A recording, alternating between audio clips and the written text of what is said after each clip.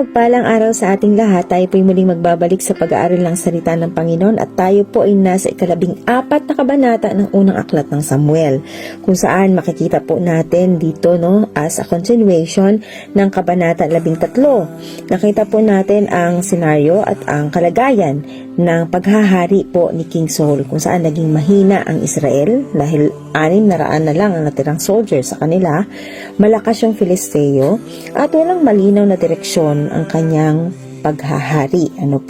Pero tandaan natin na hindi dyan nagtatapos yung kwento, sapagkat merong isang tao na may matibay na pananampalataya. Ito po ay ang anak ni King Saul na si Jonathan. Subalit bago tayo magpatuloy, tayo po muna dumulog sa panalangin. Ama naming Diyos na makapangyarihan sa lahat, muli samahan niyo po kami sa pag-aaral ng iyong salita. Dalangin namin, Lord, na lubos namin maintindihan ang iyong mga salita. Tanging sa iyong pinakamataas sa papuri, parangal at pasasalamat sa pangalan ni Jesus na aming Panginoon. Amen. Verse 1, isang araw, lingid sa kaalaman ng kanyang ama, sinabi ni Jonathan sa tagapagdala niya ng mga sandata, sumama ka sa akin at liligid tayo sa kabila ng kampo ng mga Filisteo. Si Saul noon ay nasa loob ng Gibeya sa ilalim ng isang puno ng granada sa Mikron, kasama ang may 600 tauhan.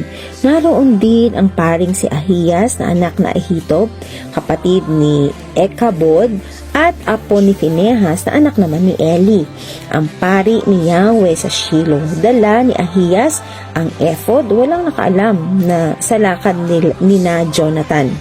Ang magkabila ng daanang binabantayan ng mga Filisteo ay mataas na bato.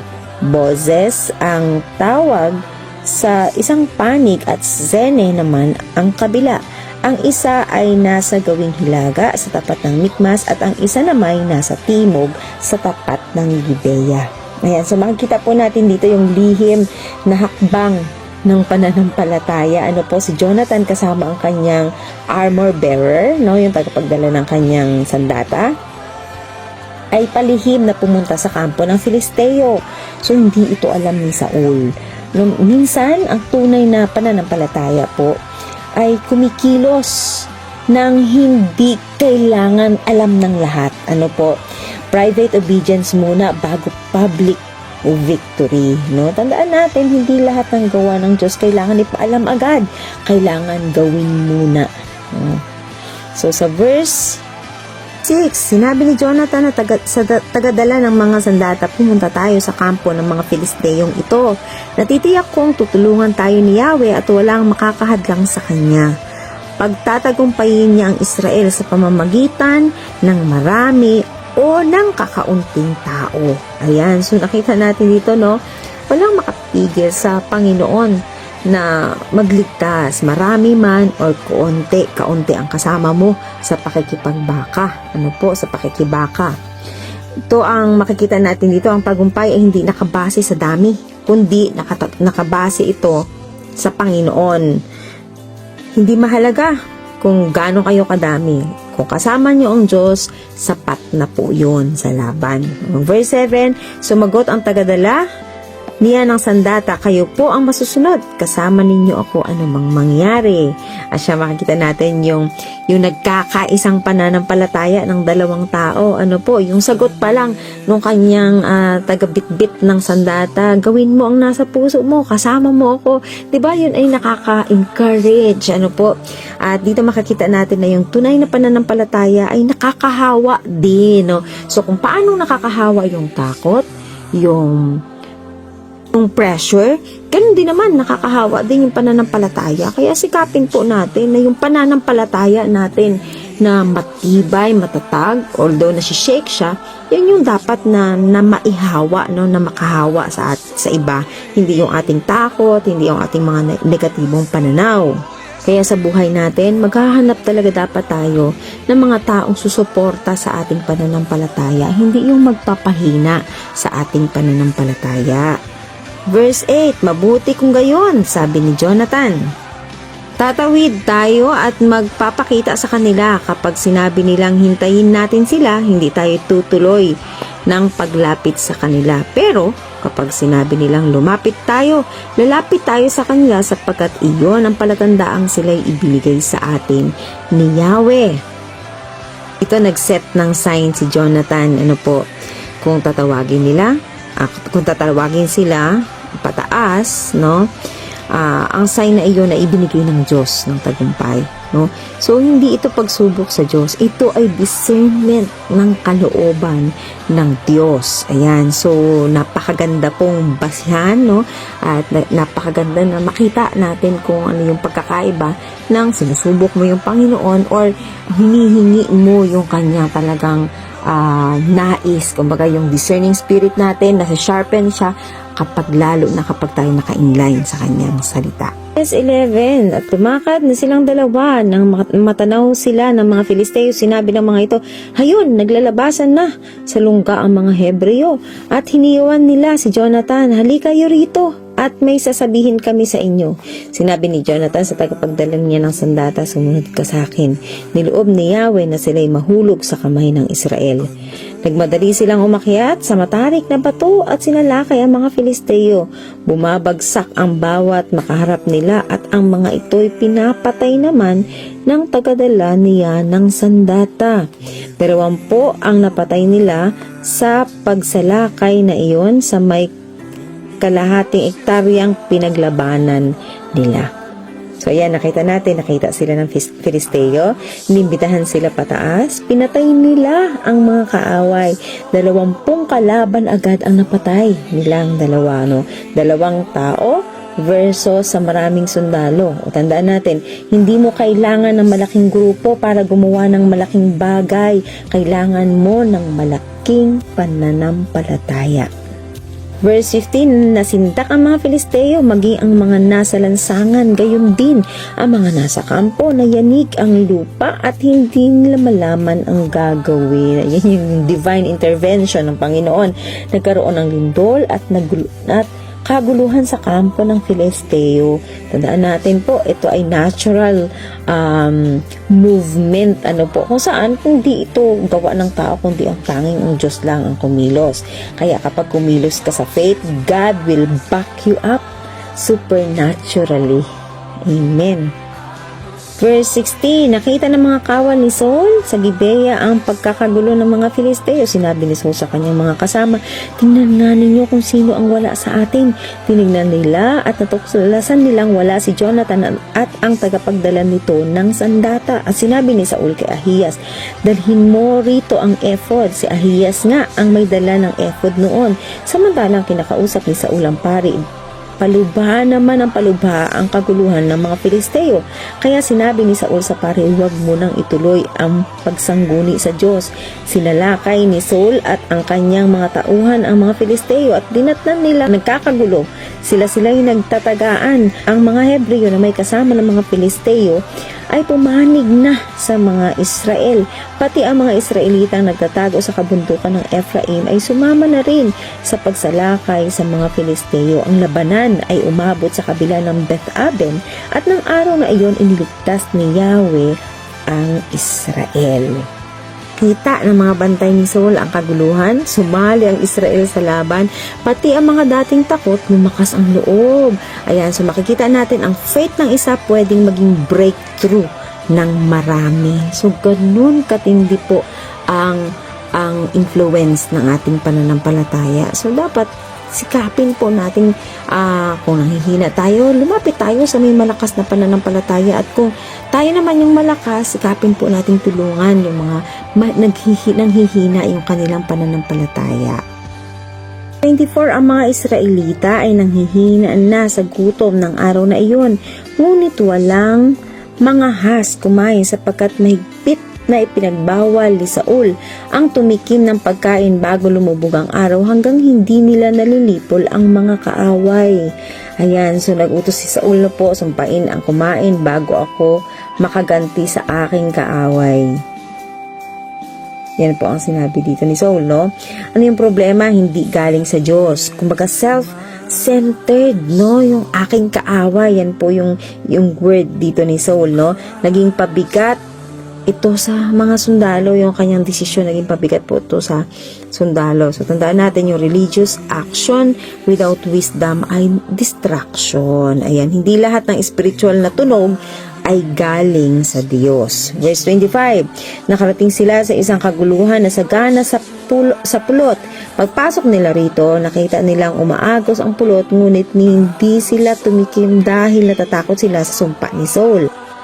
Palibhasa ay hindi alam ni Jonathan ang tungkol sa sumpa ng kanyang ama. Itinubog niya sa pulot ang kanyang tungkod at sinipsip ito at nagliwanag ang kanyang paningin ng lalabo na dahil sa gutom at pagod.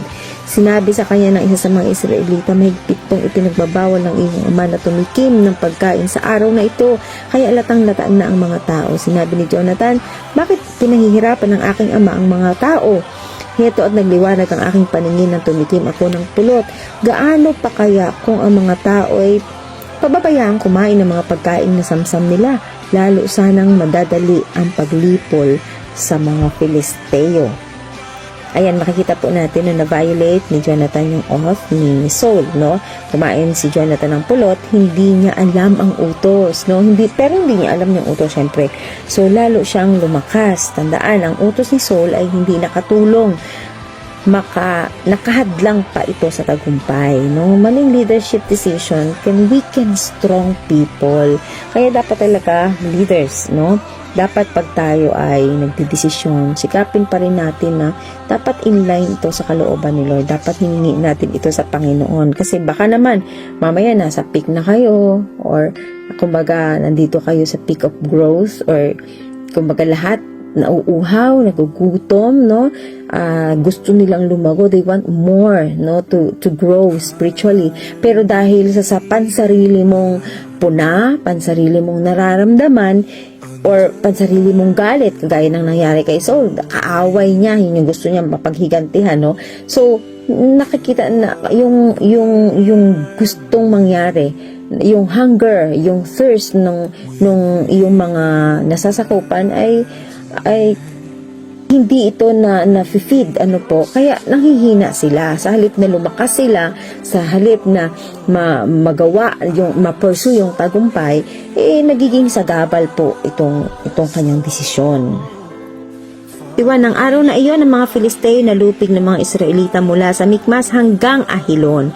Ngunit, lambot na sila sa gutom, kaya nagmamadali silang humuli ng mga hayop ng mga Filisteo. Nagpatay sila ng mga tupa, baka at mga guya. Dahil sa gutom, kinain ng mga ito ng hindi na nakuhang alisin ang dugo. May nagsumbong kay Saul na ang hukbong gumagawa ng malaking kasalanan kay Yahweh. Kumakain sila ng karning may dugo. Kaya't sinabi ni Saul, ito'y isang malaking kataksilan. Igulong ninyo rito ang isang malaking bato ngayon din. Sabihin ninyo sa mga tao na magdala rito ng baka o tupa at dito nila papatayin at kakainin para hindi sila magkasala kay Yahweh dahil sa pagkain ng dugo. Kinagabihan, ang mga Israelita ay nagdala ng mga baka at doon pinatay. Si Saul naman ay tayo ng altar para kay Yahweh. Ito ang unang altar na kanyang ginawa. So dahil sa maling desisyon dito ni Saul, no, nagkaroon ng pagkakagulo, no? Dahil sa gutom, kumain ng mga tao ng karne na may dugo na labag sa kautusan ng Panginoon. Sometimes legalism can produce more sin, not holiness. Yan. So talagang napakaliit lang ng desisyon na akala mo para sa tagumpay, pero dahil nga walang tamang direktiba from the Lord, no? Walang tamang paghingi ng approval or karunungan sa Panginoon. So, mali po ang desisyon dito ni King Saul. 36, sabi po dito, sinabi ni Saul sa kanyang mga tauhan, mamayang gabi, lulusubin natin ang mga Filisteo at lilipulin natin sila hanggang sa mag-umaga. Wala tayong ititirang buhay sa kanila. Sumagot sila, kayo po ang masusunod. Ngunit sinabi ng pari, sumangguni muna tayo sa Diyos. Sumangguni nga si Saul sa Diyos. Lulusubin na po ba namin ang mga Filisteo? Pagtatagumpayin po ba ninyo kami? Ngunit hindi siya sinagot ng Diyos. Kaya't sinabi niya magsama-sama ang lahat ng pinuno ng Israel para malaman natin kung sino ang nagkasala. Sino man siya ay tiyak na papatayin kahit na ang anak kong si Jonathan. Saksi si Yahweh. Ayan.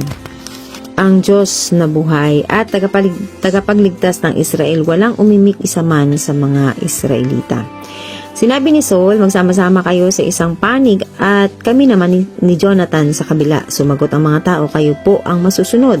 Pagkatapos, tumingala si Saul at sinabi, Yahweh, Diyos ng Israel, bakit hindi kayo sumasagot ngayon sa inyong lingkod? Kung ang nagkasala ay alinman sa amin ni Jonathan, ipabunot ninyo sa amin ang Urim. Ngunit kung ang mga tao ang nagkasala, ipabunot ninyo ang Tumim. Nang gawin ang palabunutan, lumitaw ang nagkasalay ang panig ni Saul at Jonathan. Walang dapat panagutan ng mga tao. Sinabi ni Saul, gagawin ngayon ang palabunutan para malaman kung sino sa amin ni Jonathan ang nagkasala at si Jonathan ang lumitaw na may kasalanan. Dahil dito tinanong ni Saul si Jonathan, magsabi ka ng totoo, ano ang ginawa mo? Sumagot siya, itinubog ko ang aking tungkod sa pulot at ito'y aking tinikman. Kung kailangan akong patayin dahil doon, nakahanda po akong mamatay. Sinabi ni Saul, gawin ng Diyos ang nararapat sa iyo at sa akin, mamamatay ka, Jonathan. Sumagot ang mga tao, papatayin ba si Jonathan na nanguna sa pagtatagumpay ng Israel? Saksi si Yahweh ang Diyos na buhay, isa mang buhok niya ay hindi malalaglag sapagkat siya ang kinasangkapan ngayon ng Diyos upang magtagumpay ang Israel. Hindi nga pinatay si Jonathan sapagkat iniligtas siya ng mga Israelita. Tinigilan nga na ni Saul ang paghabol sa mga Filisteo, ang mga ito na may bumalik na sa kanilang teritoryo. Dito po makikita natin, gusto ni Saul ipapatay si Jonathan dahil sa kanyang pagsuway doon sa panata ni Saul, Pero tinigilan siya ng mga tao. Grabe, ang taong ginamit ng Diyos muntik mapatay dahil sa maling leadership, Kapag ang ego ang namuno, kahit blessing ng Diyos, pwedeng ituri na problema. Kaya minsan nakakalungkot kapag nakasentro tayo dun sa power natin, yung parang ayaw natin na parang, nalabag yung gusto kong mangyari, na-violate yung gusto kong mangyari, hindi ako na-respeto, kahit na yung ginawa ng tao is para kay Lord, pero dahil hindi ikaw yung hindi ikaw yung nag-initiate, parang katapakan sa'yo yun, tandaan natin po ang leadership, hindi lang yan dapat patungkol sa'yo. Hindi lang yan dapat na nagtatagumpay dahil sa'yo, kundi dapat kahit yung mga maliliit na contribution ng mga nasasakupan mo na nagiging sanhi ng tagumpay dahil siya yung ginamit ni Lord. Even yung pagre-raise nila ng mga suggestion na mapapaganda yung isang samahan, yung isang gawain, dapat ina-acknowledge natin to na isa to sa kaparaanan ng Diyos, hindi lahat umiikot sa atin as a leader. So napakaganda po dito nang nakita natin, kung saan talagang nire-reveal yung totoong puso ng leadership ni Saul.